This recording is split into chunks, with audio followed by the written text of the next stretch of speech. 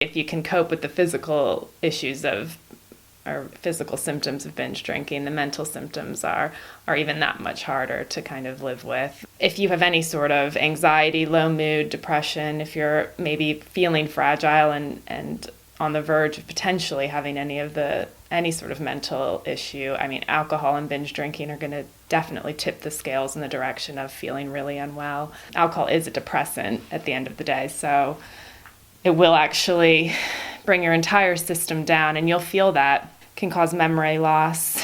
And I think we need to recognize that it's not even just the one night or the night of the actual drinking, but the next day, the next few days can be really hard on people emotionally. That can be related to something they did while they were drinking and feeling that shame and guilt around that.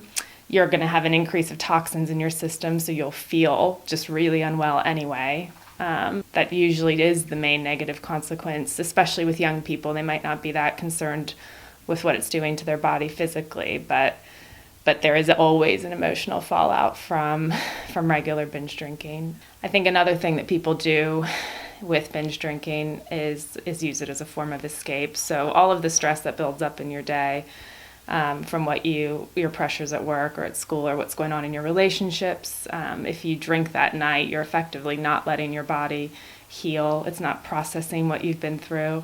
You wake up the next day and all that stress is still there. And if you go out again that night or the next night, you're really just not actually dealing with kind of what you're going through. And over time, that certainly builds up, and people find themselves in a position where they're just completely overwhelmed with life, and the only coping mechanism they've established is drinking. So it's a risky, it's kind of playing with fire, and I say that to a lot of the people I work with. It's a loan with interest, especially when it comes to your emotions. What you might feel better initially for because you've had alcohol in your system, you're going to pay back at a really high interest rate with how you're feeling either the next day or cumulatively over the next few weeks, months, or years.